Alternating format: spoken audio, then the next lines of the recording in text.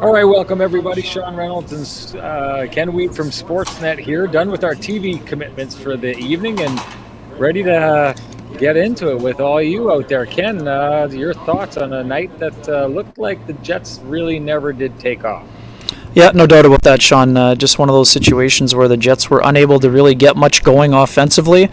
And defensively, I mean, 2 power play goals surrendered, I think, for the most part. Oddly enough, I know it's a lopsided score, but the Jets did a pretty decent job containing Connor McDavid and company for the majority of the game. But one bad shift leads to a turnover, and the puck is quickly in the back of the net, and it's a 2-0 game. So I'd say there's probably a lot of frustration. But I mean, the thing that stands out, Sean, we've seen this movie before. Jets were flat coming home from a long road trip. I mean, somebody mentioned in the comments. I mean, if the Jets had the formula and knew how to prevent that, they would have figured it out by now. But I mean, we'll see how it goes. We know they don't have another long road trip to work through this season. But their other problem is they're now 2-5 against the Edmonton Oilers. Yeah, you know what? It's interesting because there's been a lot of talk about the Jets figuring teams out down the stretch. How do you play against this team? How do you match up properly against them? And clearly, the Jets have an even or winning record against every team in this division except for the Edmonton Oilers, 2-5 against them. And it's funny because what is the Achilles heel of the Edmonton Oilers and has been for years? It's their lack of depth, is what people will tell you. All the analysts will tell you that they need more depth up and down the lineup. At the trade deadline, they were supposed to be going out and getting people who could help secondary scoring. They haven't been able to secure that. They're in all kinds of trouble when it comes to their salary cap situation. But that problem that they have is not rearing its head in this series against the Jets, the main team in this division, and maybe in the entire league based on their depth up front, that should be exploiting them with their depth. Yeah, it's interesting, Sean. I mean, Paul Maurice talked about it earlier in this matchup. I mean, if the Jets are going to go head-to-head with Adam Lowry against Connor McDavid, and now Leon Draisaitl playing on the same line, I think you need to see other lines stepping up. That means that Mark Scheifele's line or Paul Stastny's line are going up against Jujhar Khaira or against Gaetan Haas, and that just hasn't been the case so far. Those depth players have an opportunity to step up and get the job done. But the other thing too, Sean, is that the Oilers stars have really come to the forefront in this series. And, even on the nights where they're not dominant, Connor McDavid has 7 consecutive multi-point games. Again, that's not just a Jets problem. That's an NHL problem, but it's been a big problem for the Winnipeg Jets. That is a good one, I have to say. I like that. You spawned that. Kenny's water bottle gets a heck of a workout in this show. I will tell you that. You need some product placement on there. You need to get like the name brand of whatever that is. That company should be paying you mucho dinero for all the times that it makes an appearance in this show.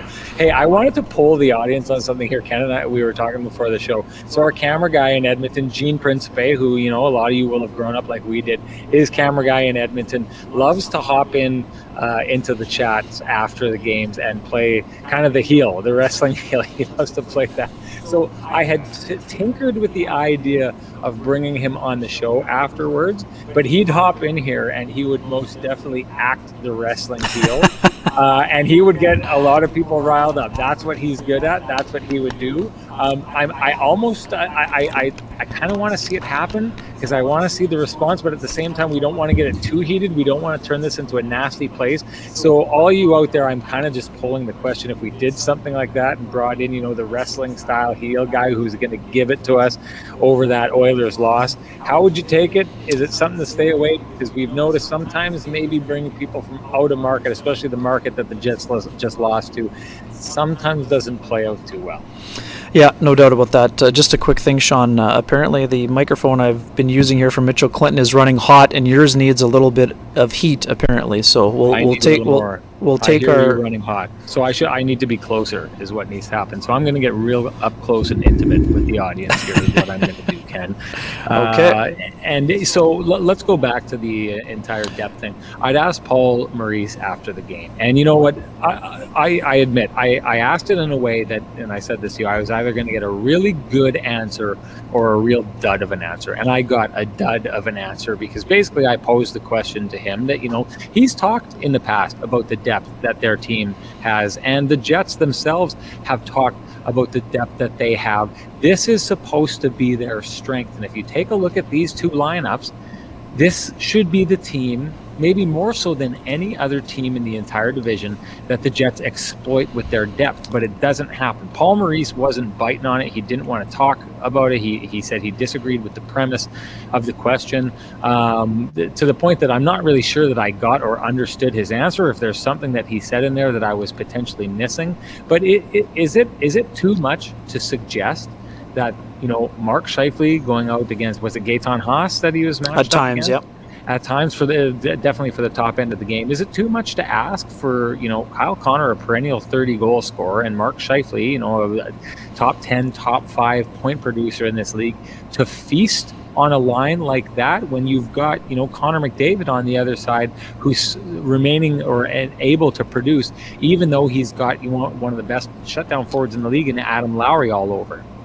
Yeah, I mean, it's been the one interesting thing. I mean, I think, Sean, the one thing that we saw tonight, there just weren't a lot of Jets that had great skating legs. And I would say I understand why people are frustrated that that's happened on multiple occasions this year when the Jets have come home. They've been so sharp and wanting to make sure they have an exclamation point at the end of those road trips. And they just haven't been able to find that energy level. I think the other part we have to remember, again, this is not an excuse, but it's a reason. The Jets played Wednesday, they played Thursday, they took Friday off, and then they were flat today. I don't think that's an uncommon problem. Yeah, I mean, Rob, it sounds like an excuse, sure, but who of us have played 17 games in 22 days on the road in the middle of a pandemic? So I'm not taking them off the hook. I'm just telling you it's part of the reason.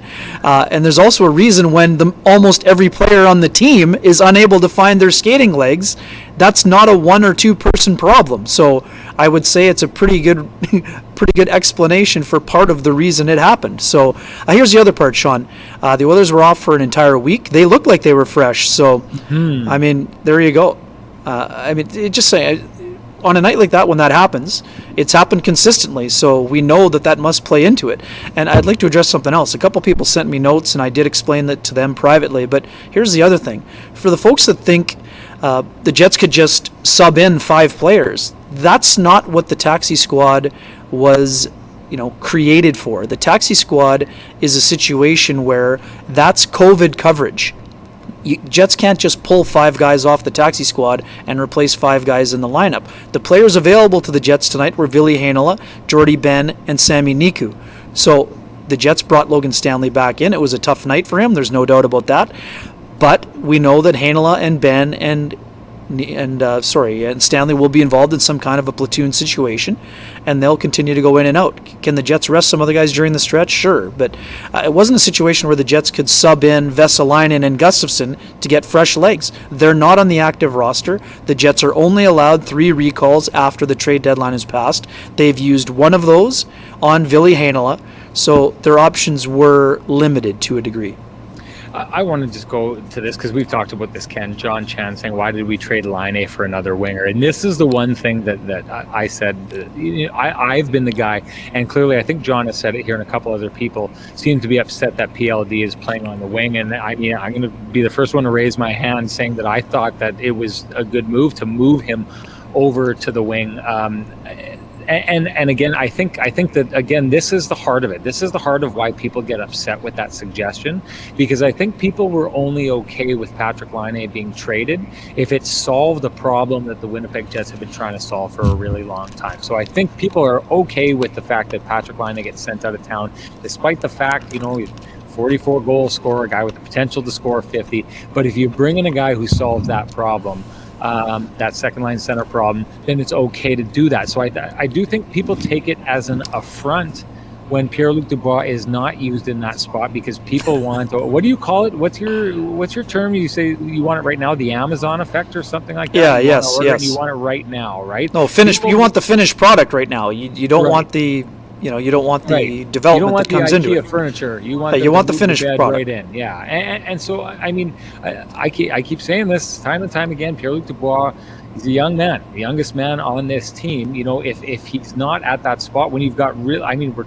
bragging about the deep depth at center that this Winnipeg Jets team has. Is it such a terrible thing? I mean, you're taking him and putting on the wing so that Paul Stastny, a guy who is highly respected around this league, can go into center and do that job, right? So, I mean, again, I just think that I'm glad John Chan brought that up, because to me it reinforces why people hate the idea of moving him there, because they I think it's only digestible, the idea of moving line A, if you brought in a star center who's going to go into that spot and take off from that point. I think we've said it enough times. We both believe that Pierre-Luc Dubois is going to get there. He's going to play that role. I think it's okay if he gets moved around the lineup and learns things from those centers by watching them from the wings, or playing on the wings, or adding support on the wings. I'm okay with it, but clearly, I mean, the I don't want to say the mob has spoken, but there's plenty of people in our chat rooms who don't like this. And you know what? I think Paul Maurice is a guy who, took him off the wing earlier in the year to get him into that center spot, to try and get that rolling. I think the Jets want that too. I think the Jets want the same thing that the fans want. I'm on the record as saying I don't think it's the worst thing in the world if he spends a little time on the wing when we know where he's going and we know what he's going to be. Just, take a detour in the meantime. Sometimes detours help out. No problem. And for me, John, I can handle this, no problem. Again, Dubois is going to be a center iceman for the Winnipeg Jets. He probably could grow into a first-line center, depending on what happens with Mark Scheifele at the end of his contract. So, again, I've mentioned this several times, and I understand that we're in a tough time where patience is not something that comes easy for many, and sometimes including myself. This is not pointing the finger at John or anyone else, but Pierre-Luc Dubois is 22 years old, and I think that I would caution people to have a big, massive assessment of where he's at and where he's going to be at the age of 22 and after 30 games with the Winnipeg Jets in what was probably one of the toughest seasons that anyone will endure. So, again, I'm not trying to prevent you from having an opinion, but I think there's a good chance that a lot of people that say that he's not going to work out are going to have some regrets down the road. So this is a guy who cares a lot about his craft. He cares about how he's playing. He's not once suggested that he's playing at his best. I expect him to reach another level, and his highest level is a very high level. So I think that would be something for folks to take into consideration. He's not a finished product. He wasn't acquired to be a point-a-game player immediately. The goal for him is to grow into that type of offensive player after some point in time. But again, yeah, I mean, Terry, you can say whatever you want. It's not excuses. It's a fact. He's a fourth-year player. And this is very important to me. For how many people thought Nikolai Ehlers was a finished product at 22 years old? What did people think of Nikolai Ehlers? They would have been happy to run him out of town. Well, he's never going to be able to perform at that level in the playoffs. Nikolai Ehlers has been one of the Jets' best players. He wasn't their best player at 22, so let's see where this thing plays out. So Andrew Kopp, throw him onto that list. We've seen what he's done. Connor Hellebuyck. I mean, there's plenty of examples of that. Yeah, I just wanted to highlight this because I love highlighting good news like this. But JM Sue says, side note, the inclusion of the Lakota in the acknowledgement tonight was incredible. I'm Lakota, and it felt amazing to hear that. I wanted to say, on Hockey Night in Canada a couple of years, I did a story because there wasn't a lot of arenas in the league that were doing land acknowledgements like the Winnipeg Jets have been doing and have really been a leader in that regard. And we wanted to give the Jets a shout out on Hockey Night in Canada for that. And we talked with some of the First Nations players who were coming in to play over the course of some of the games that we were doing, and kind of asked them how it felt to be out there for that. And they mirrored exactly what you're saying, JM Sue. The idea of being out there and having that, starting out the game, being on the ice and having that feeling of acknowledgement, they all reiterated it meant a lot to them that happened. And I think credit where it's due, True North Sports and Entertainment has been a leader in that regard. I mean, I look back, Ken, I love it when it pops up when they do the little montages of all the things and the fans getting crazy, and when they had the drum circle for the anthem that one night. That was like, that just just sent chills up and down my spine. Good on them. Great to be leaders in that field. Looks like people are following. And to switch gears here, here's our camera guy Corey. There he is. Before welcome, Corey. He showed up. Corey, you're watching, so I know. We're debating on bringing you into the show. We just don't want this place to tear right down. We know that you're going to be in here. We know that you're going to be chirping. We love that kind of stuff. We're debating bringing you in because I told him you are like a Jesse the Body Ventura level trash talker and wrestling heel. And I just don't know if I don't want this whole chat room being torn right down to the ground when these people get a hold of you. So we're he's gone streaking. Let's. Okay, I right, got a quick one here, Sean. Someone had asked if the Jets don't have someone that can shut down McDavid. Well, there's very few teams. The Toronto Maple Leafs are the only team that has had a McDavid's number. And again, Connor McDavid had one shot on goal today, Sean, in this hockey game.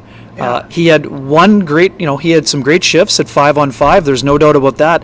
But it wasn't like the Jets were chasing McDavid around all game. They actually did a pretty good job of defending against him.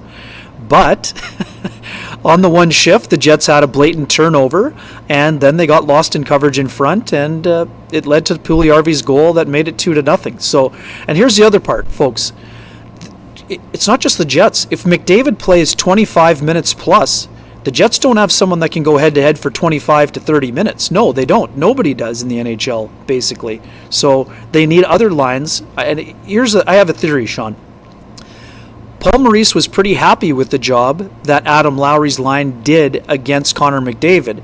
So in the third period, there were times where he put Mark Scheifele's line that now included Nikolai Ehlers.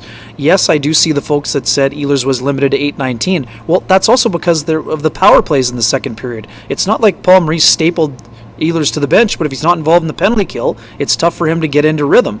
And for those people who are complaining about the coaching, well, you know what? Paul Maurice was looking for an offensive spark. He wanted to get Ehlers more minutes, so we put him with the player who plays the most among forwards. It didn't work out for them, but again, that is coaching. But it just didn't work out on that shift where they had the inability to get the puck out. McDavid makes a great play down low on a sensational pass, and Connor got caught in between trying to prevent the pass and leaving Puljujarvi open in front, and there it is. It's in the back of the net. The problem for the Jets is that they just had no sustained offensive pressure, and the one shift where they kind of not even let up, but the one shift where they had a glaring error, they ended fishing the puck out of the back of the net. I know that Corey's just trolling here with this comment, team win, don't need McDavid against the Jets, but I did want to explore something here, Kenny.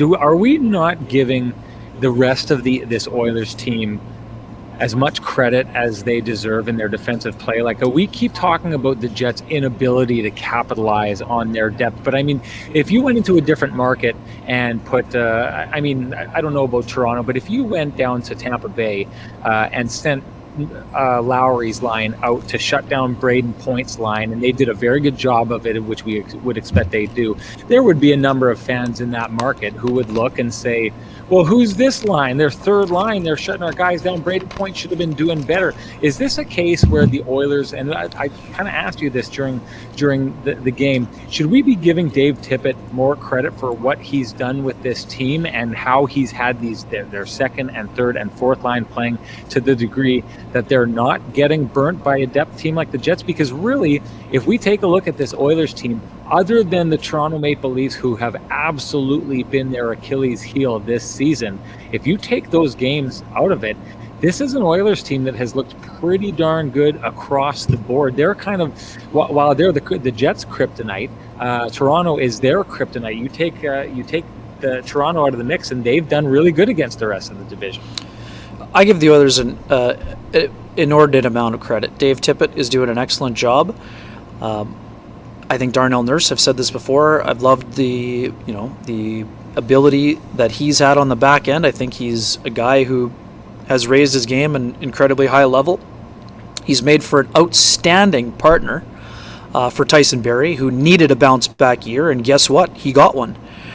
He's been excellent. He had another 2-point night against the Jets. He's been such a boost to a power play that was already at record levels last year. So I don't know that. I mean, again, it's a lot of people are saying coaching. Well, I mean, If you were coaching at home, you would want to get Mark Scheifele out against Gaetan Haas and Jujhar Khaira.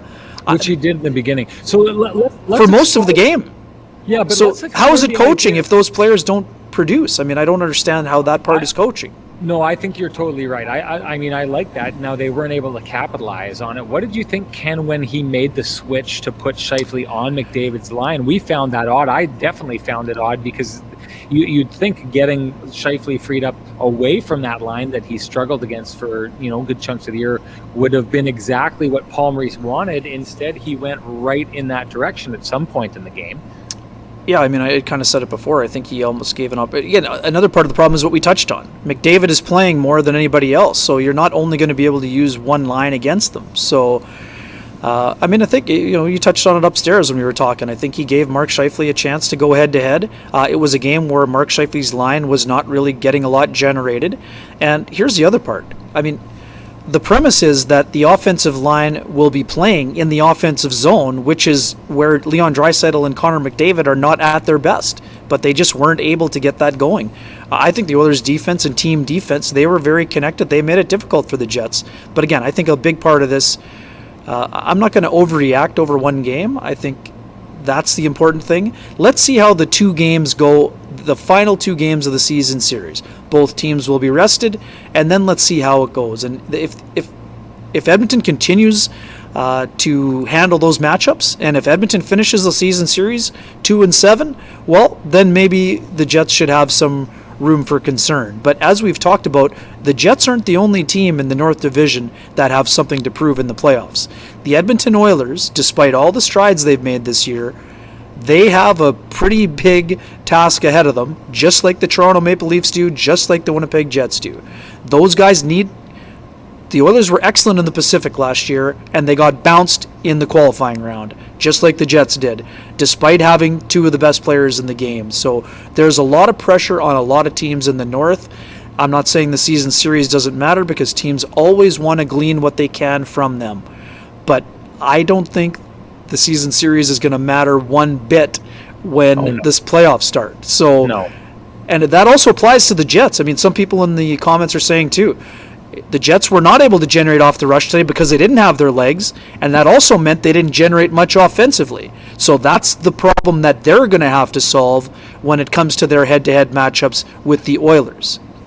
I too think the Jets didn't have their legs tonight, so it makes it hard to kind of gauge, or take too much away from this game. But Rick Buck here talking about Nurse stepping up his best season yet. You've been banging the Nurse drum all season.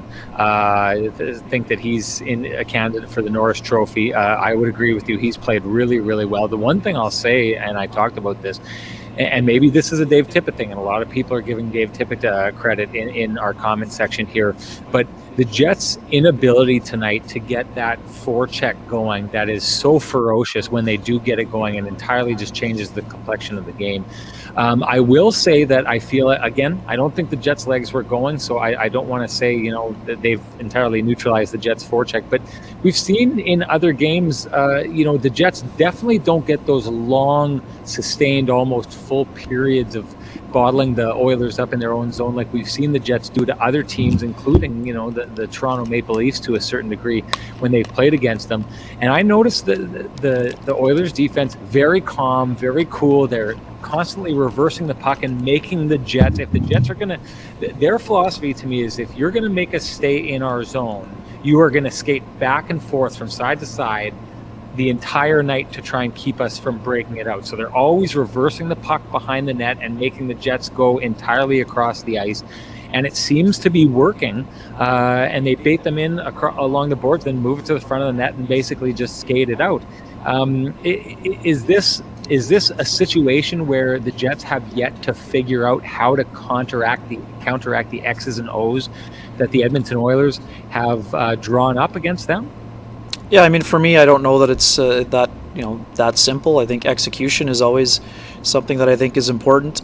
I know it's easy to blame the coach, but I just don't think that's too easy for me. I think, yes, Dave Tippett has done a great job as a head coach. There's no doubt about that. He has been able to instill a very solid job for. I don't think Rob this is going to be happy until we just entirely crap all over the Jets. I don't think he wants to hear any explanations.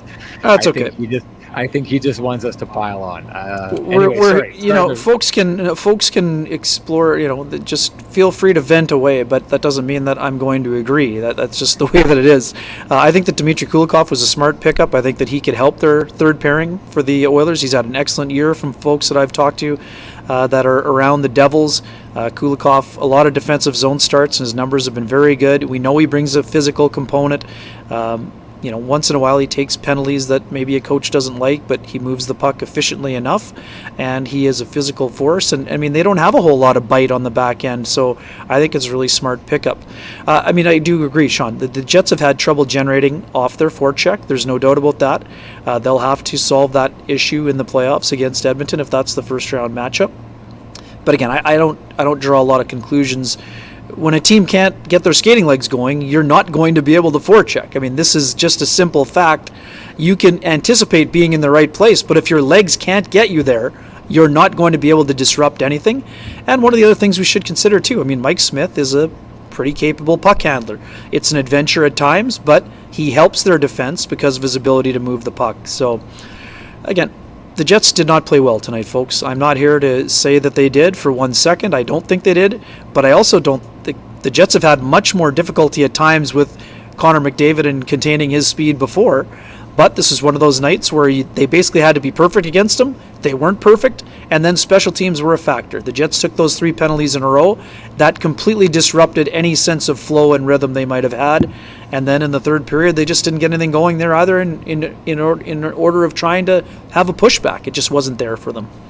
A couple of these comments. This one from Tony Teixeira, I think is how you pronounce that. I hate to say it, but the team, I don't know why he hates to say it, but he hates to say the team misses Wheeler out there, especially on the power play. I couldn't agree with this more. I think that I remember when we first saw that he was out and Mason Appleton was put into that spot, and bless Mason Appleton, he's done a phenomenal job in the role that the Jets have put him in this year. I think it's been a breakout season for him, but that didn't look like a fit to me right off the bat. And I get it, the Jets' second line is so potent and so powerful that they don't want to break that up and take a guy off that line to fill in that spot.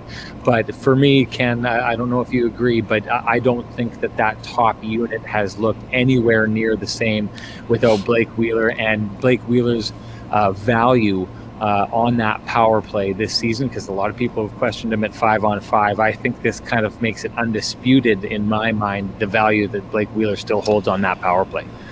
Yeah, I mean, it shouldn't come as a surprise to folks. No. Blake Wheeler has been one of the most productive power play performers for quite some time. And are the Jets missing him right now? Of course they are.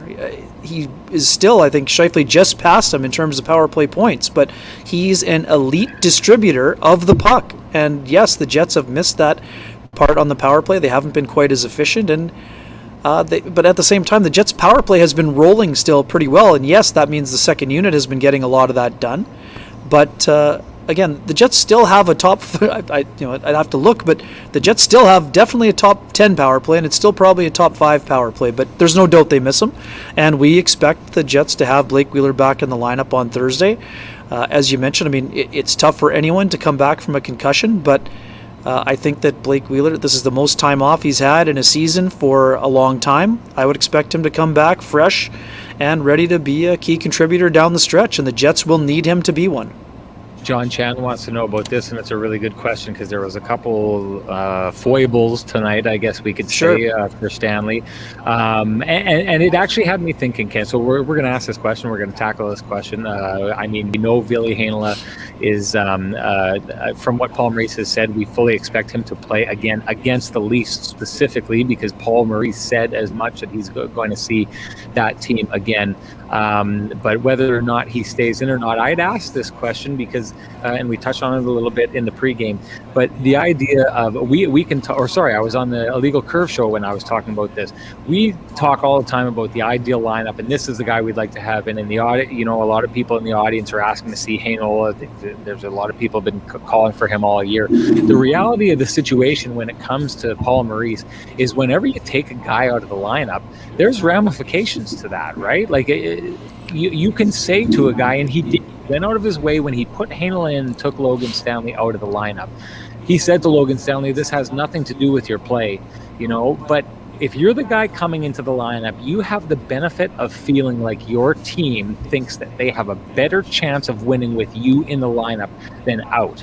The other side of it, the side that you have to counteract if you're Logan Stanley, who got pulled out in that game, is the feeling that your team feels that they're better off with you out of the lineup than in. Now, I thought Paul Maurice did a really good job of explaining that, not only to Logan Stanley, but to the media. But these are the things that people aren't thinking of that coaches are thinking of. Coaches are thinking of the psychology of taking a guy out of the lineup, of putting a guy in the lineup.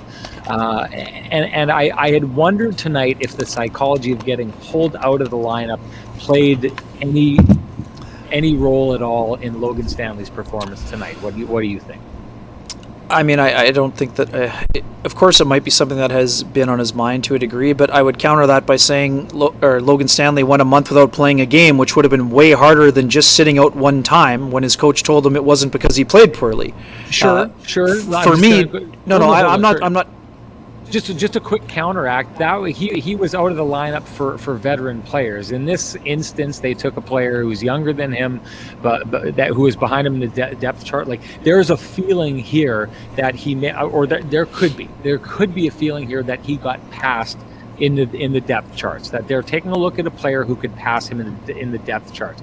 Earlier in the season, him coming out, that was just based on the veteran guys who they already had in the lineup. So I would couch that difference and then just throw it back to you. Sorry, I didn't mean to interrupt. No, it's okay. And I'm okay with where you're coming from. I'm just saying that Logan Stanley has shown, not just this year, but since he's been drafted, that he's had to be a mentally strong person based on how he's been dumped on social media and how his progression has been. So I don't think for 1 second that he came into the lineup and said, I better be great today or else I'm going to be out of the lineup. I just don't think that that's how his mind operates. He is the type of guy who is pushing himself constantly. He knows how far he's come, and I don't think for a second he thought that his job was in jeopardy just because the coach wanted to get a look at the top prospect in the organization. So again, I'm not disputing the theory. I just don't think that would be how Logan Stanley views it. Again, it's impossible to know that because we're not having one-on-one conversations with players, and you don't really have a direct line to see how those guys are feeling. Would it be something that he's dealt with a whole lot in his career? No. But at the same time, I would also counter by saying, Sean, he's had very few poor games as an NHLer. So I would also say it's likely that on a night where many of his teammates weren't very good, there are going to be other games like tonight where the puck handling isn't at its best. But he's been doing a good job with his puck handling to this point. So again, I don't think it's a situation where every time he makes a mistake, he's going to be out of the lineup. That's not the case. But having said that, if there's going to be a platoon situation among those three players, and that includes Jordy Ben, is it possible that Stanley's not in the lineup on Thursday? Of course it's possible. Again, we don't know what the next few days of practice are going to be like. We know Jordy Ben is going to get in. How he handles the next few days of practice after dealing with the quarantine situation will probably determine who's in the lineup. At some point, will Jordy Ben jump in and maybe give Derek Forbort a night off? Maybe, but I understand that Forbort's not playing at the high level he played at the start of the year. Some of that has to do with the matchups he's going up against. And here's the other part that I also remind folks. He's still probably the best option out of the left shot defenseman that the Jets have in terms of some of the matchups he's been given. So I think Josh Morrissey's game has come raised. He's raised his level. There's no doubt about that. Agreed. But again, so people have been saying, they've been longing to see Logan Stanley in a top 4 role. Well, there's a reason these guys are getting protected to a certain degree, and it's because they don't want them to have a rough go. If sometimes it's going to go rough on the second pairing, sometimes it's going to go rough in the top pairing, sometimes it's going to be rough on the third pairing, and sometimes all the pairings are going to play great. So again, I don't know the answer, Craig. I mean, it's a great question. I would think, honestly, it will have something to do with how the practices go. The Jets haven't gone a stretch of time like this where they're going to have Monday, Tuesday, Wednesday all as practice days. They've barely had a day of practice between games. They've barely been able to stay on the ice because of how taxing the schedule has been. So I mean, there's nothing wrong with a little bit of increased competition. Does that have the potential to have a negative psychological effect on certain players? Sure, but look at how Ville Heinola handled his month off. He came in and was pretty steady. I mean, he wasn't exceptional, but he did some things quite well, and some things didn't work out. But what I can say right now is that Ville Heinola is not going to go a month between his next game, and I don't think that Logan Stanley's in danger of being on a yo-yo, being in and out, or whatever else. But at the same time, there is a bit of an open competition for that third pairing spot to go into the playoffs. And all of those players would embrace that opportunity, Sean. Again, you have two players that aren't even really established as full-time NHLers. And then you have someone who is a veteran, who has been an in and out of the lineup kind of guy, but has also played on a top pairing. So there are still some things to come when it comes to sorting things out. You talked about this a lot. The line blender's been out a lot up front. It hasn't been out a lot on the back end. So we're seeing it a little bit more often. So where things land, there's still time to figure that out. And we're going to get that figured out, or Paul Maurice is going to get it figured out, certainly in the games to come. I wanted to touch on this quickly from Mike Friesen, who I noticed just followed me on Twitter to hop in and ask this question, so that's awesome. But I mean, I like the thought of this. Is competition a bad thing? And I mean, I think both of us would entirely agree it's not a bad thing. I guess my only concern with how this is working, and here, listen, I'm going to say this right off the bat. I think that personally, the way that I cover hockey and cover sports, I put a lot of value on kind of like the mind, the confidence, all of these different kind of things. I really think a lot of value into that, and probably sometimes too much, and to the degree that I wonder about the confidence of a player like Logan Stanley coming in and out of the lineup, even though it is obvious that they're doing it for specific reasons that don't have to do with how he's played. But I would say this, is competition a bad thing? No, I don't think it's a bad thing at all. I think it's needed. I've been an advocate in the past of the Jets actually for top ice time and for top billing. We had the long conversation about Nick Ehlers. I like the idea of competition, the best player getting somewhere. In this situation specifically, when we're dealing with a bunch of young players who are trying to fit into the lineup, so the Logan Stanleys of the world and the Ville Heinolas, and then Jordy Ben, who is a guy who's got to come in and kind of try and feel like he's part of something. If you're playing this game at this time of the season, I think overarching over the course of a season, competition is a good thing, and that guys you've got to bring your best to get there. But when you're in this short little audition phase, you know, you can expect with young players, in my mind, that the competition angle of it is going to beat them sometimes, that they're not going to come out on top of it right now. Over the course of Logan Stanley's career, I think being put in a position where it's like you hold on to your position or you're not going to have that position anymore, that's going to benefit him in the long run. But in this short, now we're almost down to a 10-game audition when we're starting to mess around with this, sometimes competition is going to get the best of you, and this isn't a time where you want to be planting seeds of doubt in players' minds. And it leads me to the question, Ken. You talked about the line blender being out for the forwards and not being out for the defensemen this season. Why do you think that is? Why do you think it is that Paul Maurice is feeling confident and capable of entirely moving and shifting everything around on the top end, but he's gone out of his way to create stability on the back end? Well, I mean, it just seems pretty clear, even though folks don't agree. And again, I'd like to see Dylan DeMello and Josh Morrissey together a little bit more, but there's also been times where, I mean, it's been pretty clear that the Jets look like they prefer one more physical guy with one of the more skilled guys. And again, the Jets have some, undersized is not the right word. I mean, but a lot of those guys play physical. Josh Morrissey, especially Neil Pionk, I think he's second in hits. So they seem to be more set on that because I think that's what they believe their best pairings are. However, I mean, there's still time for that to change. I mean, we know there's certainly one more player coming in as a depth guy. And again, I've said this before, Sean, back to your point about being able to handle being in and out of the lineup. That's one of the reasons Jordy Ben is here.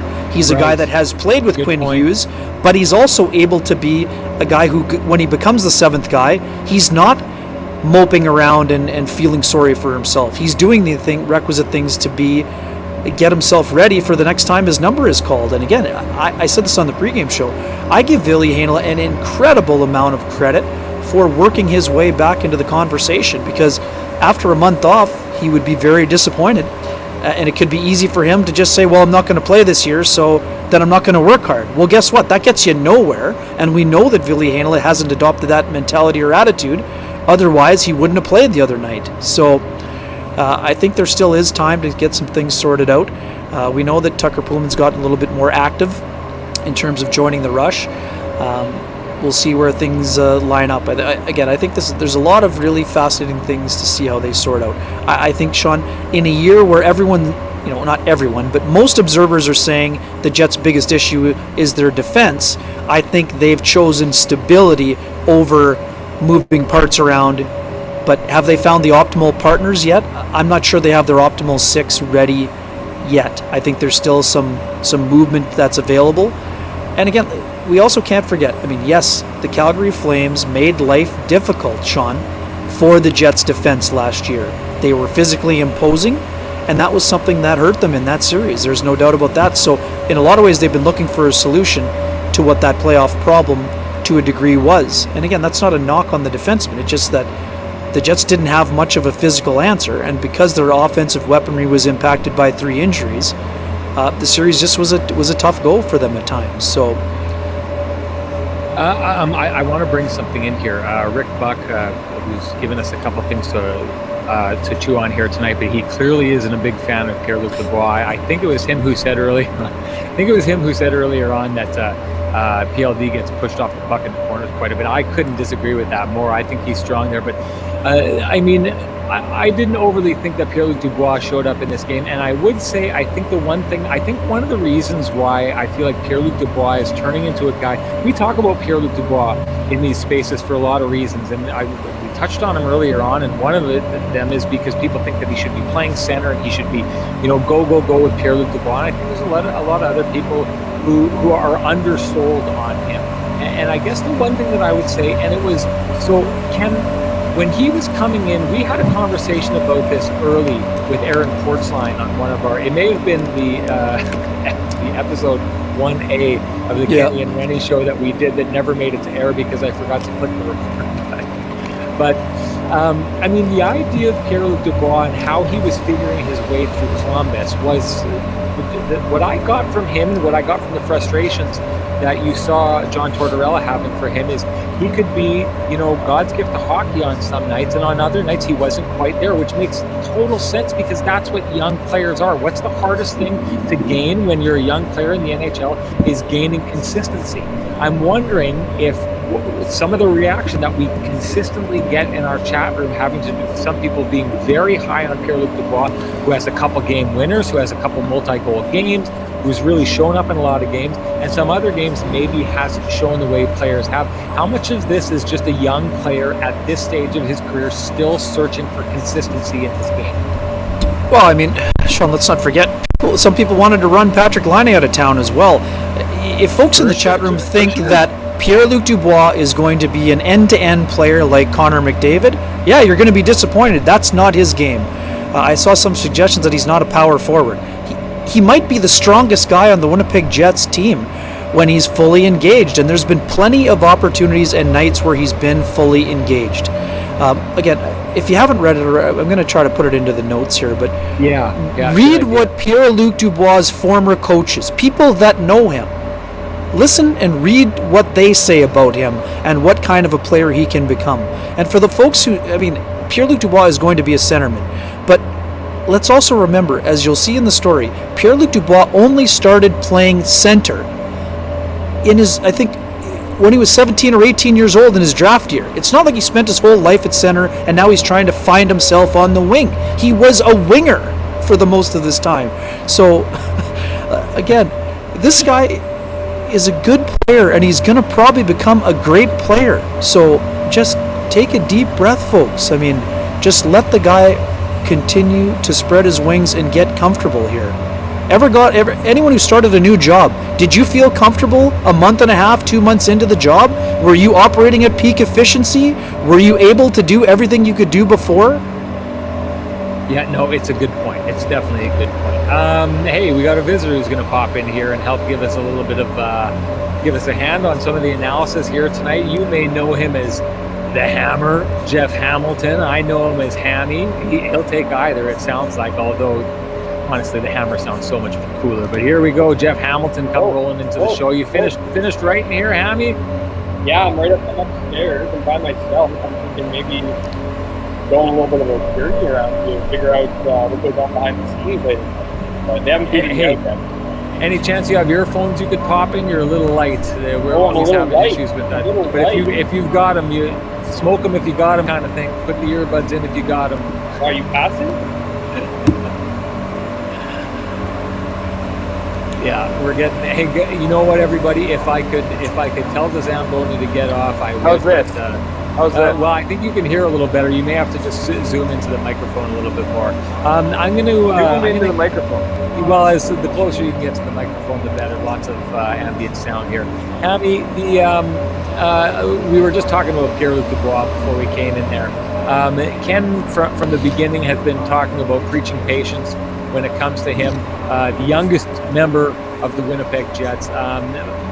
My take on what I had heard when he was coming into town was, hey, why did Pierre-Luc Dubois have all these problems with his former coach, John Tortorella? You dig around a little bit, talk to some people in the market, and it's what's the hardest thing to gain when you're coming to the NHL, Hammy? It's typically getting that consistency down. That's what the best players do. They bring it night after night after night.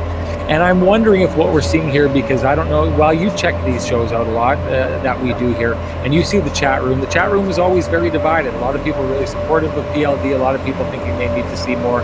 Is this just a player searching for consistency at an age where players are searching for consistency, and that's what they do? I think this is a 22-year-old who's trying to come to a new team and impress immediately. Try to impress as quick as possible. I mean, I don't have any evidence of this, but if you think about his time in Columbus, I feel like he was the guy, right? He was young, but he was the guy. So his line mates would play to his game. So it was his line to carry, right? It was let's do everything to make sure that he's having the success as a centerman, and he's driving the line. I feel like when he's with the Jets here now, he's got to play kind of a little bit, got to kind of play to the other players, right? He's trying to get used to everybody, and and especially when you compare his wingers that he had in Columbus versus the speed that he has here in Winnipeg at some point, particularly when he was playing with Healers and Connor, his adjustment there. The other thing too is, I mean, he hears it. He hears that he's the 200-foot guy, that he's the defensive. Love that.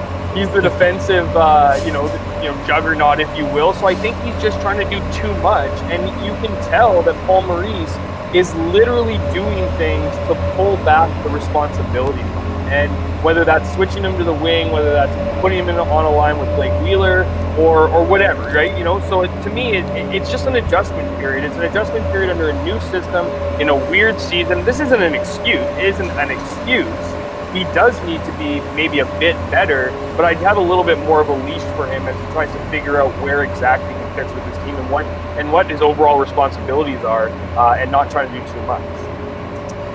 Sorry, I just got to stop everything. Just going for a second through comments, here. Just I got to give a shout out to Mac Richter, who Ken, you'll like this story. I kept calling him Mark Richter for the longest time, and then Ken stopped me and said Mac Richter, and then after the show I realized I know Mac. He's grew up in high school and is friends with my wife and comes over to our Christmas party, and is an awesome guy that I love talking with, and I feel like a total horse's arse this whole time for calling him Mark Richter. I don't know, maybe I need glasses or something like that, but Mac was commenting on our awkward silence earlier on and is usually here contributing to the shows.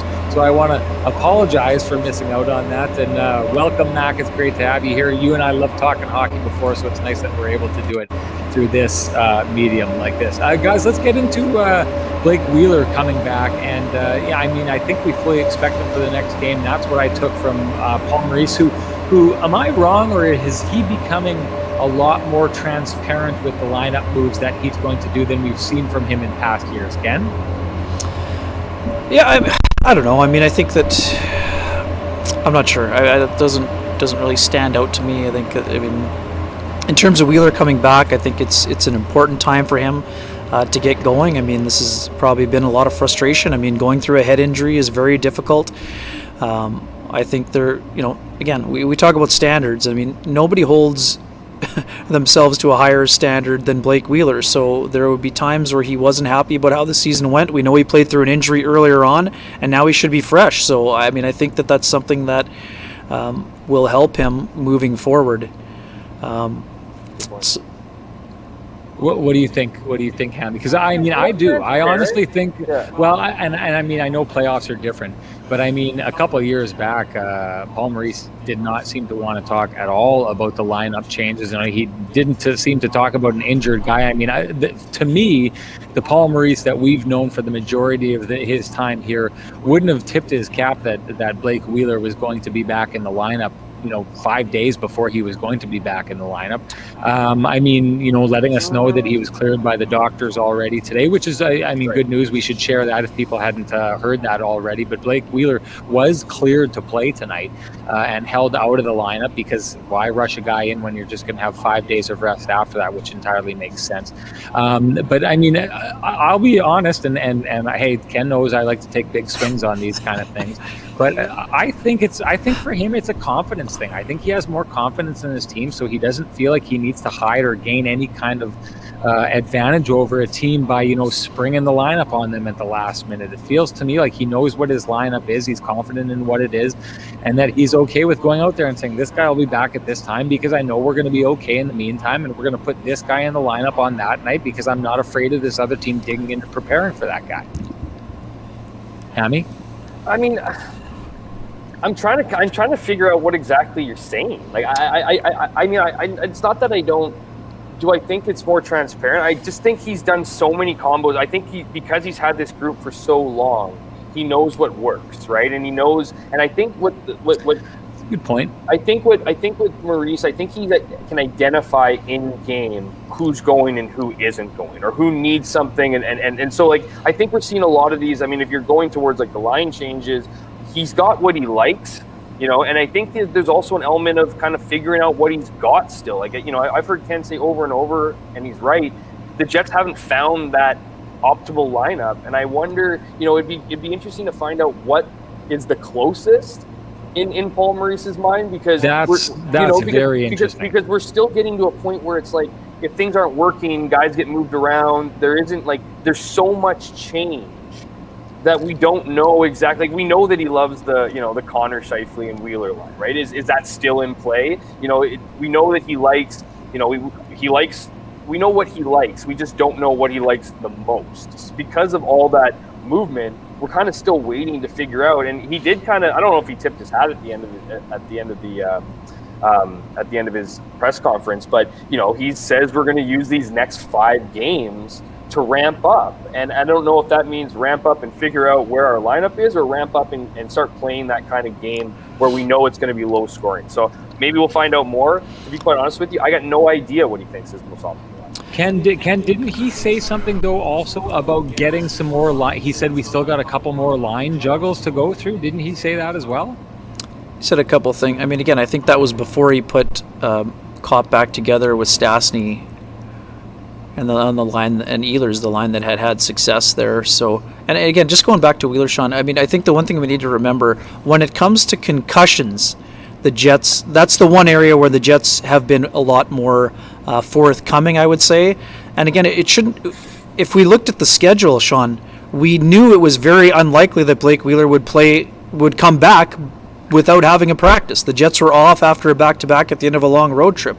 If today was a playoff game, could Wheeler have played? Sure, but the Jets haven't had 3 days in a row of practice for months. Of course it makes more sense that they would allow him to have those 3 days to get ramped back up. So I think the one thing too, Jeff, I want to ask you, I think in some ways Paul Maurice subtly put his team on notice with one comment in particular in the post-game today, and that was saying, when he was asked by Murat about not scoring off the rush, he said, well, it's going to get difficult to score goals pretty soon here.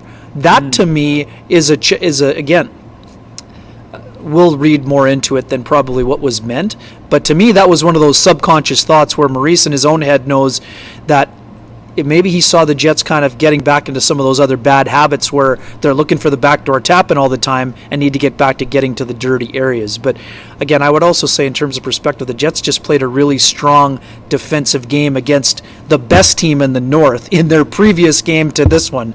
So I don't think we're in a position saying the Jets were awful defensively today. They weren't. They gave up 2 power play goals, didn't get much going themselves. So I'm very curious to see how this next stretch goes, because after the Jets have rest, they should be at an optimal level to compete against the Leafs and the Oilers in this next 5-game stretch. And then, too, what's going to be happening with Montreal by the time the Jets play Montreal at the end of this 8-game stretch against teams that are above the playoff line? If Montreal doesn't win that game against Calgary yesterday, now suddenly they're sounding the alarm in Montreal, and Calgary's knocking on the door of saying, don't forget about us, we're still in this race. So, I mean, I completely agree with you, and I think that Paul Maurice was just kind of pissed off, like that they weren't generating anything. So, whether it's a veiled threat or whether it's kind of like, a wake up call or whatever, you just finished a really successful, really good teams put together consistent play. So when you just come off a really impressive 5-game road trip and a really impressive win over the Toronto Maple Leafs to cap that off, and then you get that day of rest, and then you come back, I'm not saying there's a trust there, but there was kind of nothing. Like, this is what this team does. They generate speed. Like, the chances were non-existent. The high danger chances were 14-1 against. Like, we were trying to figure out what the best scoring chance was, and I'm pretty sure the high danger chance, and maybe someone will correct me if they have a better eye than me, might have been the Tucker Pullman turnaround shot where the guy didn't even really realize what position he was in and just kind of fired it at the net. So to me, I think that was kind of him looking at, like, this is what I think. I think this team is pissed off from doing post-game interviews about how awesome Connor McDavid and Leon Draisaitl is on a team that is 3rd place and has been behind the Jets for a majority of the season.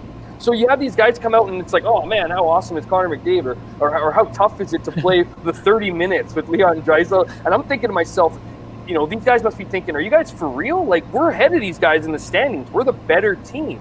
And so I think, Maurice's comments after was kind of like, okay, guys, you want to be, top-end caliber team and want to compete here? Like, where was that effort? You just finished a massive road trip. You come home for the first time in a while and you lay an egg. So that's kind of where I sit with kind of those comments there. But at the same time, I just think at the end of the day, it's like, yeah, Connor McDavid and Leon Draisaitl are awesome, but the Jets have been a better team this season. They just haven't been a better team against Edmonton.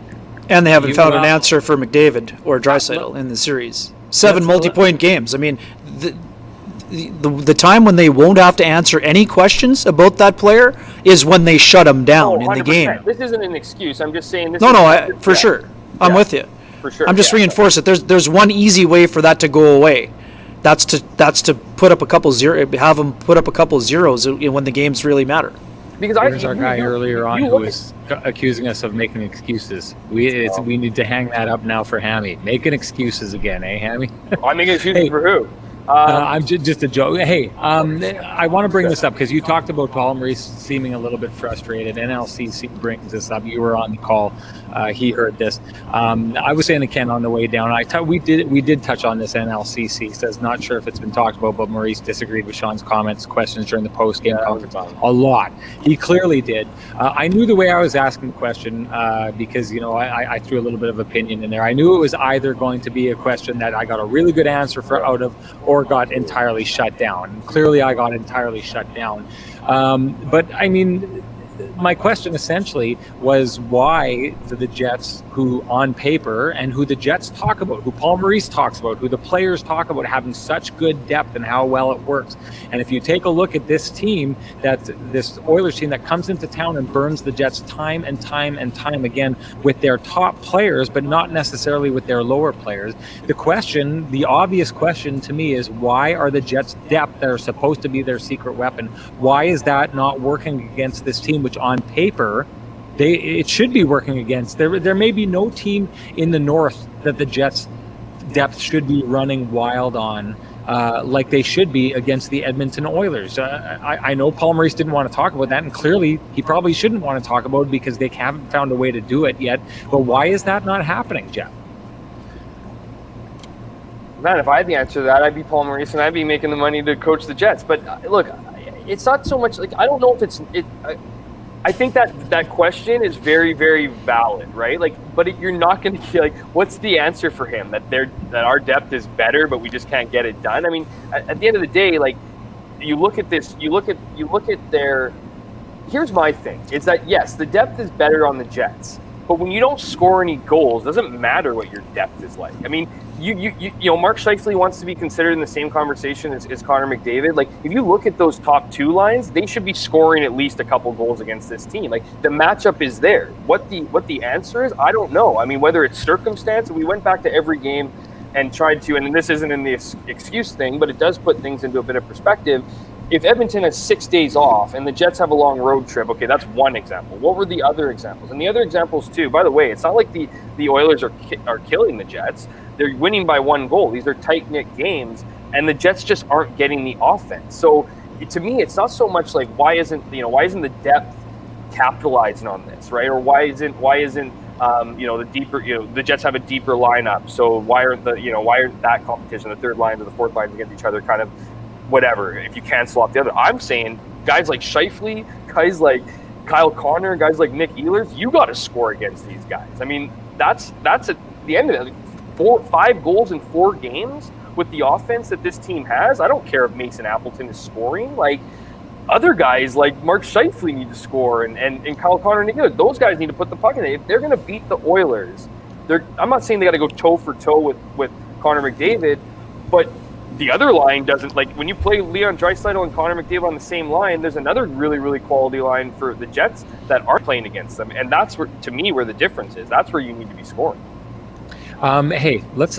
I want to look at this. The Oilers run the top 2 lines hard. It may catch up with them in the playoffs. So what do you guys think about that? Because the one thing that I'm surprised time and time again with this team is the legs that those guys, that those 2 players have, and the times that they've been out there for like 2 minutes and get into a situation where you think that the other team should be exploiting them for being tired, and they seem to be exploiting the fresh leg players and making them look tired. Yeah, to me, it says everything about the elite level conditioning for both of those players. But again, they're going to have to do it in the playoffs now. I mean, I was in Edmonton. I mean, Sean, before you got there, I was in Edmonton, and I've said this before. No, I'm not. I wish you had been there, but the top centerman in the series against the Edmonton Oilers and Chicago Blackhawks was not named McDavid or Draisaitl. Yeah. So they need to do it in the playoffs too, but that also applies to the Jets. They're going to need their star. I'm with Jeff all the way here.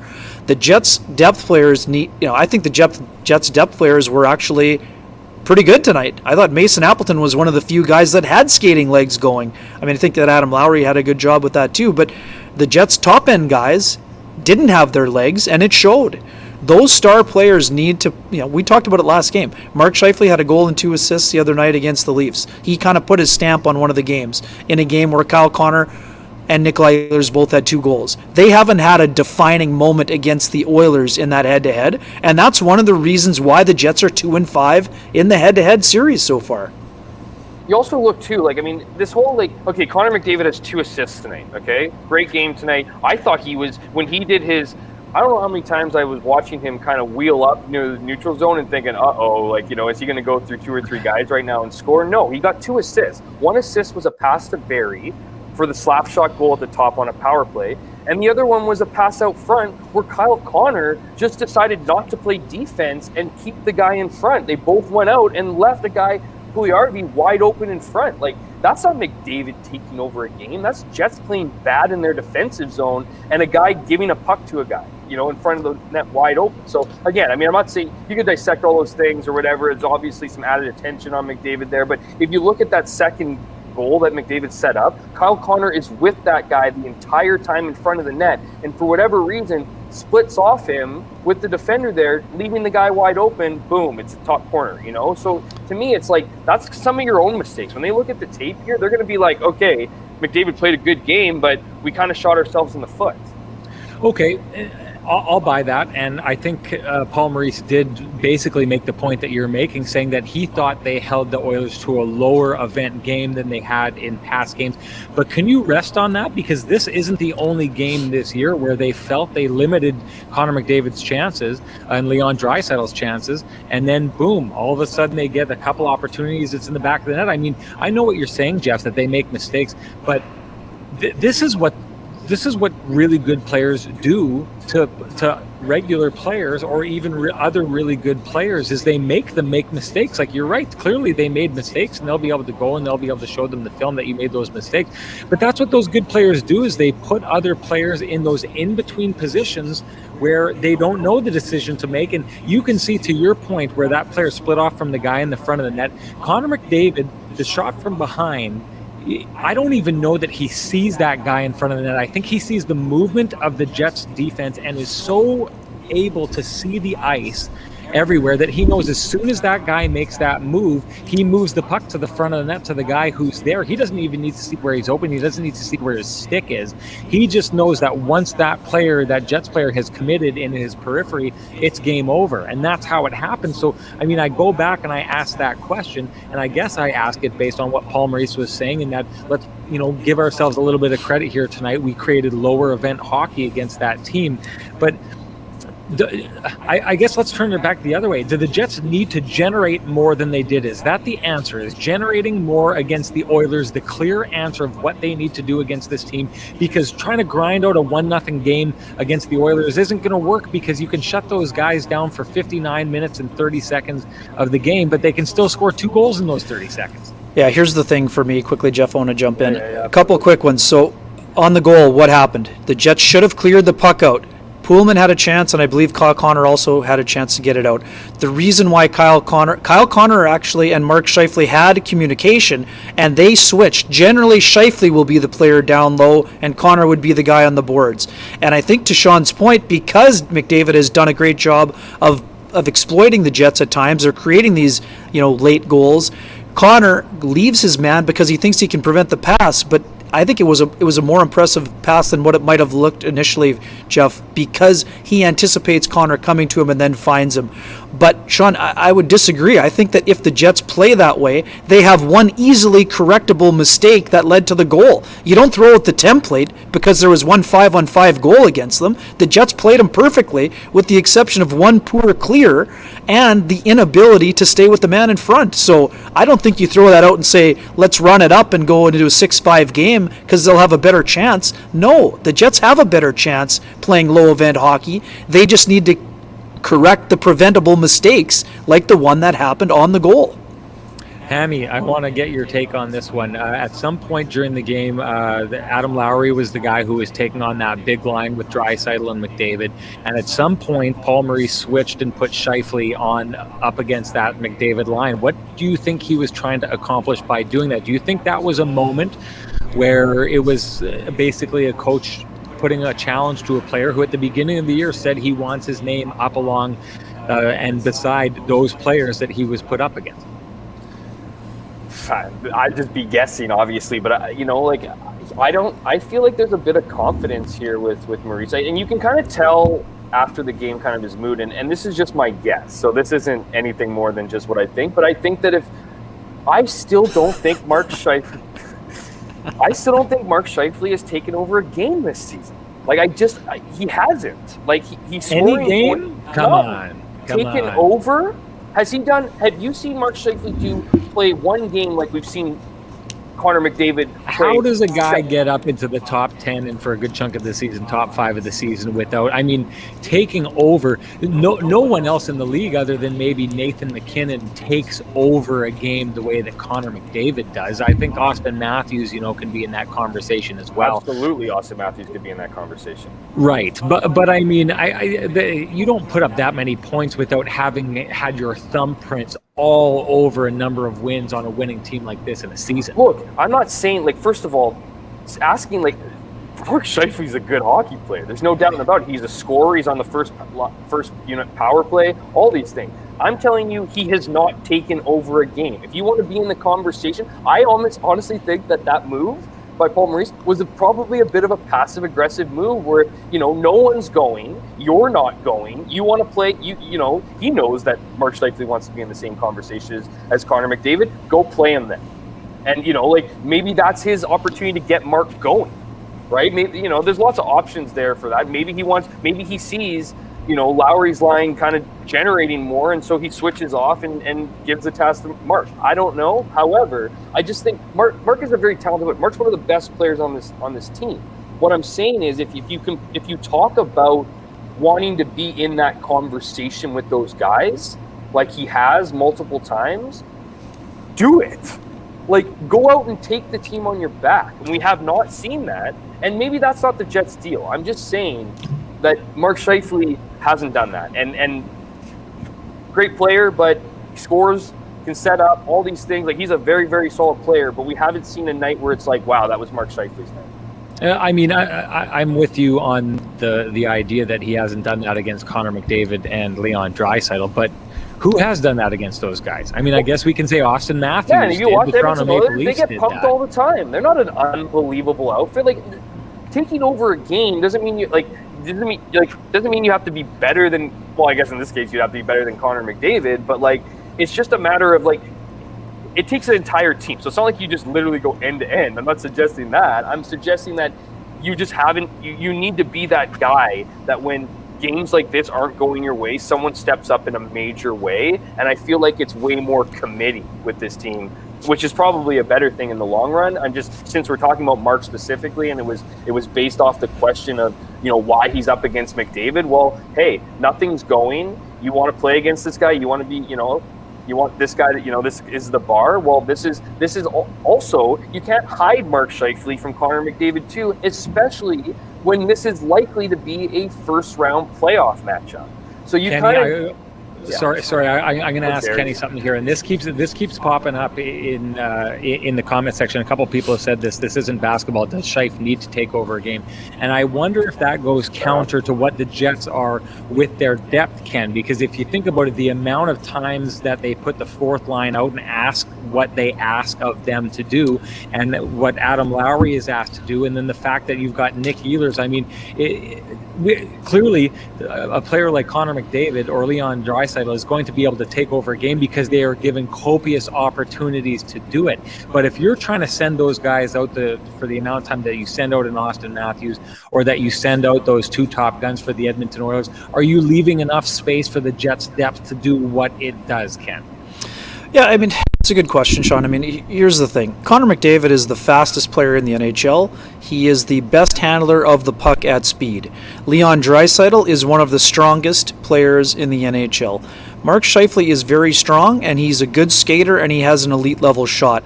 But those guys operate at a different level in terms of that specific skill set. Mark Scheifele's never been an end-to-end guy like Connor McDavid, so I don't think that we're going to see him on the highlight reel taking over the game in that regard.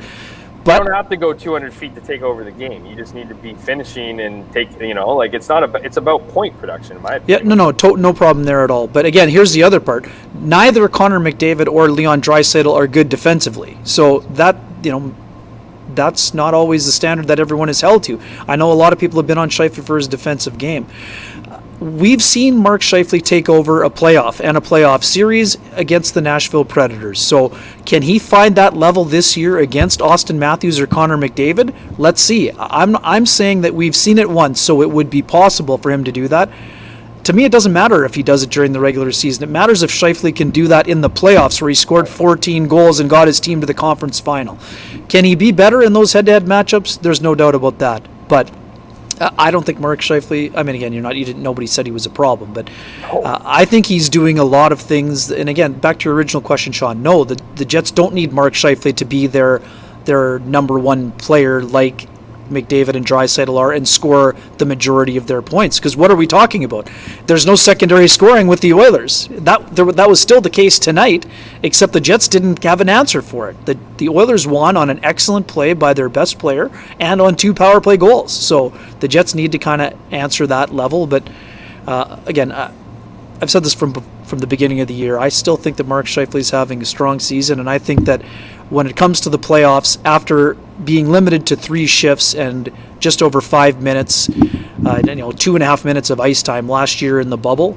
I think that there will be times in the playoffs where he can take over the game, but does he have to the same way that those two guys do? No, but I expect him to have a big impact in the playoffs because, again, if you want to be measured up against those guys, which we know he does, you have to be at that level, at that elite level. I feel like I should clarify something quick though, Sean. Like, I'm not saying that Mark Scheifele isn't capable of it. We've seen it. The playoff we've seen in previous games. And someone made a comment. You're saying he had a good game in the day. I'm saying this year it's been few and far between. And if you're Paul Maurice and you have this whole bench and you see all these guys who can score goals and you don't score goals this is at home against Connor McDavid. I mean, all these things that not one goal. You know what I mean? So again, I understand the not the shots back, but the argument back that does Mark Scheifele need to take over a game? And it sounds a little bit like we're picking on him. We're not. It's because he's capable of doing it. We wouldn't be having the conversation if he wasn't capable if we hadn't seen. I'm going to make a counter to, kind of all the points, especially the point that I made first, but the idea of, maybe he doesn't have to be that. And if you take a look at the amount of scores they have on their team, maybe he doesn't have to be that. Maybe the Jets don't want him to be that because it means a certain amount of guys don't get on the ice. They're definitely not the Edmonton Oilers where, people have made a really good point of saying those guys need to be that. They need to be game breakers on the constant if that team's going to go anywhere. But I would say this, if you take a look at a team that has depth but still has those game breakers, the reigning Stanley Cup champions, the Tampa Bay Lightning, are a team that is deep from top to bottom, defensively great in net. They've got all the kind of things that we're talking about, and yet I would argue Kucherov and Point were, especially in the playoffs last year and quite often throughout the regular season, are consistent game breakers to the point that you're suggesting, Jeff. I don't, and I would agree with you. We have not seen be a game breaker to that point that we see from guys like Braden Point or Kucherov during the regular season. I know we haven't seen Kucherov this year, but we know what to expect from Kucherov as a Hart winner, and we know what we saw from him in the playoffs last year in Braden Point. So there is that capability for a team with that kind of depth to still have those guys to get out there and be those game breakers. So, I guess maybe, Jeff, what you're saying is the time that he is allotted on the ice, the one thing I would say is he's given the opportunity to be the game breaker, even if he's not spending as much time on the ice as a Connor McDavid and a Leon Draisaitl. There's no doubt about it. Mark Scheifele is given the point, given the minutes, given the opportunities in a game to be the game breaker that you say that you haven't seen from him so far this season. Yeah, and see, you don't need to be Connor you don't. I think maybe it's more. It just seems a little bit more demanding when you're following a 3-0 loss, right? So it's to me, it's not so much that he needs to take over a game but you're right in the sense that he's given that opportunity, and it's just, again, I feel like we're going a little bit. I feel like we're picking on Mark here, and it's not that I care all that much about it. I don't think we're picking on him. But I just think we said off the top, he's top 10 in scoring. We're not picking on the guy, and we made it clear he puts his points up and he affects the game, right? But you're right. At the end of the day, when you're given that much opportunity and that much time, and I noticed a couple of comments on here, I do think that Mark Scheifele's skating's improved this year, and I do think that Nikolai Ehlers has been that kind of game breaker, right? Where he can kind of come up and make those moves and make the changes. Turn a game in an instant is kind of like being that game breaker guy, right? So, but that hasn't really been the Jets' outfit either this year. It's been kind of it's been depth. It's been depth scoring. It's been getting contributions from guys, and that's why I'm not getting back to the trade deadline here, but that's kind of the disappointing part about not adding more pieces is that you're getting all these great seasons from guys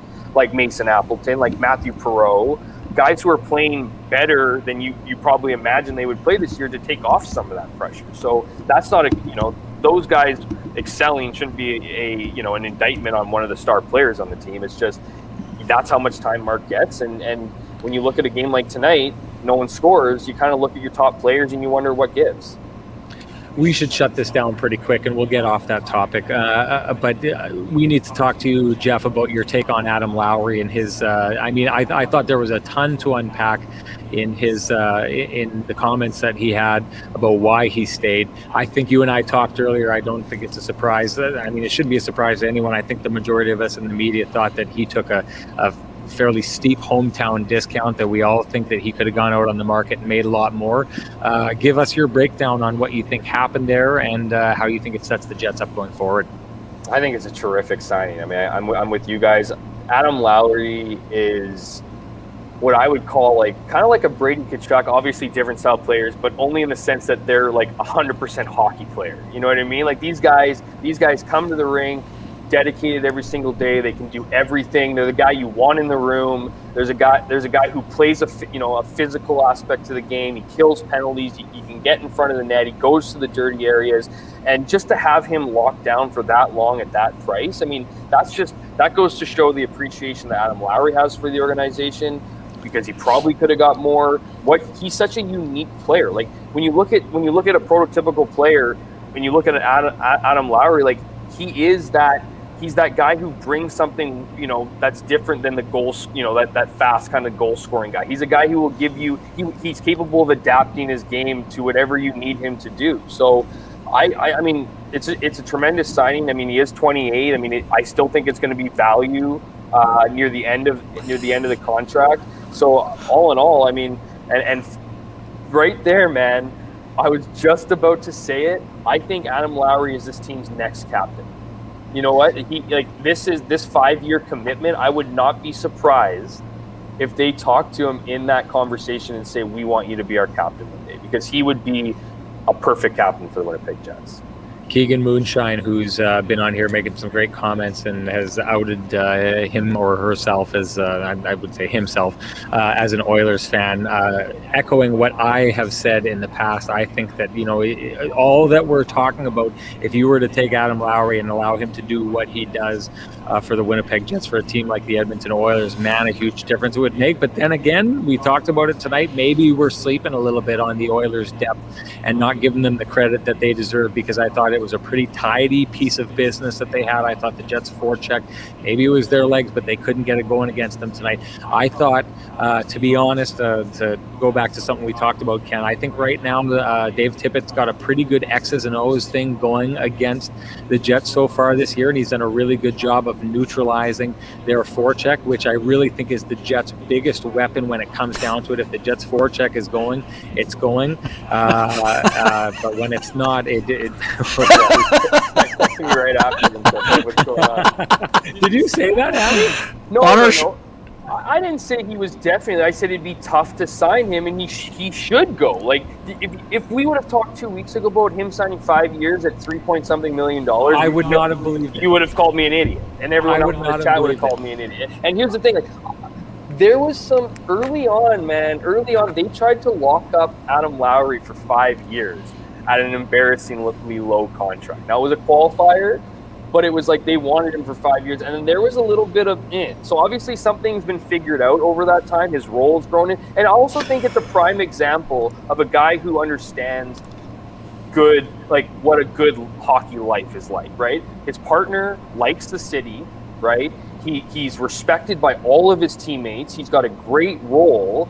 I think if you're thinking, if you can lock down the 5 years in a place you like and continue to get that respect from the organization, that is going to be your best bet to re-signing another. Well, I mean, I took a look at it today. There's a million things, and I'd said on our pre-game I honestly show, thought Adam Lowry was gone. I did. Yeah. I'll own that. I'm not saying he was gone because I thought the Jets weren't going to be able to afford him. Obviously, credit to Kevin Cheveldayoff in lowering that price. There's not a single person in this chat would have guessed $3 million, just over $3 million for 5 years for Adam Lowry. And I never would have been millionaires. I should reiterate the story. I remember Kenny sends me his article sometimes to read before we post them, and Kenny had it all ready to go because he had the details of everything figured out before it was officially announced or officially broken.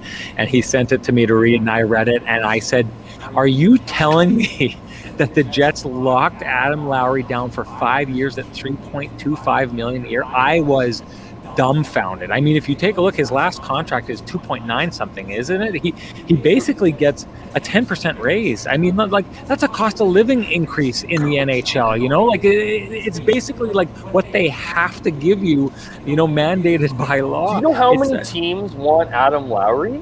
It's like Adam Lowry didn't even know how valuable Adam Lowry is. Yeah, I don't think that's the case. You don't think he knew no, I think it's the case that he could have got 4 on the open market. I think he felt it was worth knowing the situation and knowing how he's valued to stay in a place where he's comfortable. And again, the thing that stood out to me was his answer to my first question. What's that? Who wouldn't want to be coached by their dad in the hockey league? No, the thing that he said yesterday and saying that, we don't hear this very often. Players saying flat out that it meant something to him to potentially be with one organization for his entire career.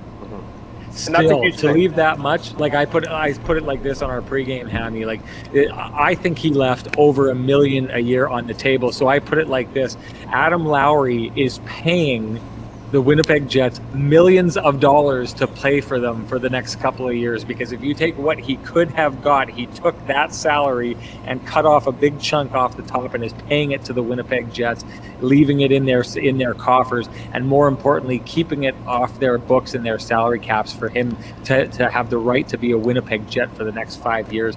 And I mean, if you're a fan, you absolutely have to love that. Quick one before we go: what do you think it means for Andrew Kopp? Do you think there's a part of Andrew Kopp that saw him sign that deal and think, geez, what are you doing to me, man? 100%. Because I was listening to I think I was telling you this before, I was listening to your pregame, and I think you guys had him at what? Just over 5, or was starting at 5? No, I had him starting with the 4, but you had him starting with 4. He had him starting with the 4. I think that if it would have gone to unrestricted free agency, and again, I think you tuned into our pop-up show that we did with Lowry and Elliot Friedman afterwards. Elliot Friedman, I love this story. Elliot Friedman basically knows the deal is done, but he can't quite say that it's done. So he tweets out earlier, looks like this is going to close, and then his phone starts going pa-ping, pa-ping, pa-ping, and it's GMs around the league saying, tell me you're wrong. Is there still a chance it doesn't go through? And he's responding to them like, no, I just can't say that it's done, but this is done. And it's a whole bunch of heartbroken suitors who were getting ready to go and willing to line up for Adam Lowry. So, I mean, if you've got all those guys doing that, I had thought there was potential for Adam Lowry to squeeze out a $5 million contract on the open market if he had, all the dance partners basically putting their best overtures and their best foot forward towards him. I thought that was the potential, but I didn't think for a second that there was any chance that anyone, including the Jets, was signing Adam Lowry for under 4. So to get him for 3.25, I think is, again, I put this contract up as maybe the biggest steal that Kevin Cheveldayoff has done. I know that the Mark Scheifele one looks worse, but Mark Scheifele still had to grow into what he became, right? We know exactly what Adam Lowry is. We know what he is. There's no question what he is and what he brings to the table. There was always a chance that Mark Scheifele was, going to have an up year and then come down and not necessarily become what he became. We know exactly what Adam Lowry is. We know what he's worth, and I think he took far less than that. So I'll answer the first question because I never really got to it. I do think it changes for Andrew Kopp. I do think that is. I still think Andrew Kopp has more offensive upside, and we all know that that teams pay for goals, so that's an important part. So I think he's still going to be in that conversation. I think but I've seen some comments on here. I think that Adam Lowry, like I said, he's a 100% hockey player. Like, he does it for the greater good. I think this is a major. It's a major, how would you say it, sacrifice, if you will. But I also think Adam Lowry is also a realistic human being. And if you look at his season last year, pretty injury prone, right? I mean, he mentioned it in his interview. In his interview is that he's battled injuries before. He's got a couple concussions with the Winnipeg Jets, which are kind of underreported. I think one came out. That's got to be a consideration. And the other part with the cap with the flat cap we have right now, not a lot of guys are signing 5-year deals. So all those things combined, and from what I understand is Lowry's camp went to the Jets and kind of wanted to figure this thing out before the playoffs, like get it out of the way, right? So there was an obvious interest from Lowry's camp. You know what? I really like this place. I don't want to go into a playoff run here not knowing what my future looks like. Let's get this done. I'll take a concession here. This is fair. This is what I want. Let's do it for 5 years. Yeah, there's a lot of security there, and also 16.25 is nothing to scoff at. No. Again, did he leave money on the table? Yes, but I countered one other thing too. It's still going to be a difficult signing. I would also counter with what I said on the pregame show. By taking less, I think that there's a better chance of signing Kopp, even though it will cost a little bit more. And 100%. I think that could factor into the decision when it comes to how we know those guys are very close friends and they know that what they can do when they play together.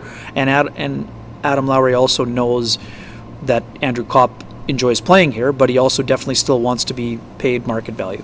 So, Kenny, let me ask you this, and this will be the last one before we get going. Andrew Kopp came out after his arbitration process and was clearly miffed at how all that went. He was, overt about it. He told us all about it, let us in on how he was feeling. He wasn't happy. He went out with a chip on his shoulder, and that chip on his shoulder has definitely served him well this year.